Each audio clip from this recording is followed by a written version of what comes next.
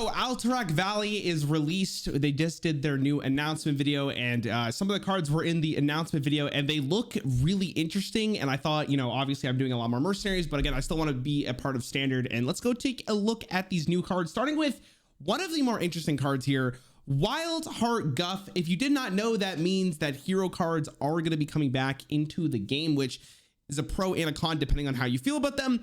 But Wildheart Guff is a 5-mana druid legendary. Battle cry, set your maximum mana to 20 and gain a mana crystal, draw a card, and your hero becomes choose one, draw a card, or gain a mana crystal. So this is a really interesting idea. Druid often ramps up quite a bit. So going into like Wildheart Guff followed by Overgrowth into another Overgrowth and going for an insane mana turn could be rather insane. You also get 5 armor from this. You do lose the druid hero power, but overall, I think this card has a lot of interesting stuff to do. Now, for standard sake at the moment, I actually don't think this is nearly good enough to see play. The problem is, again, the quests are kind of just diminishing the value that you're getting from this, because who cares if you're just going to die to like something, you know, that's going to combo you. Now, if they do nerf quests and this becomes more of a value type game, this is a very powerful card because 20 mana is quite good and you get an extra card draw basically every single turn on top of what you're doing. And I think that is pretty great overall. Next on the list, we have Lightforged Paladin, 7-mana Paladin hero card legendary. Battle cry, deal 2 damage to all enemies, equip a 2/5 immovable object, and your hero power becomes give a random minion in your hand 4/4. So that's much better than the 1/1 that you get to summon every single turn. And the immovable object is showcased right here.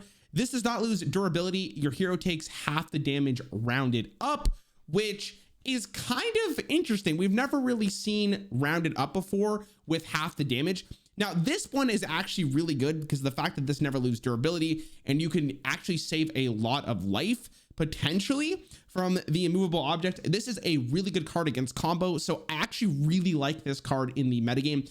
This is the type of card that we need to disrupt combos and make sure that we don't just straight up lose games to combos. So I really like this card. I think this card is really well designed, and I'm hoping the hero cards make a pretty big impact. Now, the new keyword for this expansion is honorable kill, and the main idea behind it is that you have to deal exact lethal to the minion. You can't do, if it, like for instance, like this is deal 2 damage. If you do 3 damage with the spell and the character's at 2 health, let's say it's extra spell damage, you won't get the honorable kill, but it has to be exact. You can use spell damage probably to get the honorable kill, but if you don't get the honorable kill, it is a kind of weird mechanic and it may not end up being that great. Now, if anyone remembers Overkill from Rostacon's Rumble, I think it's a fair comparison to say that this is slightly better than that, but I don't think this is like the best keyword we've seen. And it definitely will probably see some play depending on how much they push it. Like this card's very good, right? 2 mana for Mage. It's a spell. It's an arcane spell. Siphon mana. Deal 2 damage if you get the honorable kill. So you deal the exact lethal damage to a minion. Reduce the cost of your spells in your hand by 1. Now, I don't know about you guys, but I'm not hugely optimistic on these mana cheat cards. This card can be very good. 2 health is not hard to deal with at all. And you will probably get this at some point. And this is like a counter slow for your hand. Plus you're doing 2 damage. This could also go face. So probably a pretty good card. Probably goes in some kind of quest mage deck. The other way of showcasing this is with the Bloodseeker, a 2-mana 2/2 hunter weapon, and the honorable kill is gain +1/+1. So theoretically, as long as you're getting the honorable kill every single turn, you could go infinite with this weapon. The problem is like, how often are you going to be able to do that? It's just a good weapon on its own. A 2-mana 2/2 weapon will probably see play in with the upside that it has. It's a pretty decent card. Hunter probably likes this in like Face Hunter or whatever, but it's pretty cool. We also have some other ones. We have a Knight Captain, which is a 5-mana 3/3 neutral minion. Battle cry, deal 3 damage, honorable kill, gain +3/+3. This is not bad. If you could just get the honorable kill on this, it is a 5-mana 6/6 that dealt 3 damage. That's pretty good. Pretty good arena card in standard. Maybe not good enough, but I like it. 1-mana 1/3 gnome private, honorable kill, gain +2 attack. Again, kind of the same issue here of like, if you don't get the honorable kill, it's probably not going to be good enough. And unfortunately for these neutral cards, they're probably going to be arena only, but I can maybe see us sliding into a different section here of it being okay for standard, depending on. Now, buffs do interact with this. This obviously you can't buff the 3 damage, but it will be cool. I also do want to know that if you do get the honorable kill with this as well, you probably get another buff on top of this. So this could be very, very snowbally, which is kind of scary in arena, but cool idea. I definitely don't think it's the worst. Next on the list, we have Drekthar, 4 mana, 4/4 neutral minion. Battlecry, if this costs more than every minion in your deck, summon 2 of them. So this is a, hold on. Wait, hold on. What? Did I see that right? I didn't see that right? That's insane. That's a 4 mana 8/8. That's better than a 4 mana 7/7. What the actual hell? This is a pretty good card. In an aggro deck, this is nuts. Really powerful. This could technically be the only minion in your deck, and I think you're okay with it, but I don't think you actually want that. This is probably going to see play in aggro. This is a really good card. Kind of insane how good this card is. This goes right into aggro druid at the moment. So yeah, that's pretty nice. It's important to note that this is minions and not just every card in your deck. So that's pretty insane. Really good card. Holy moly.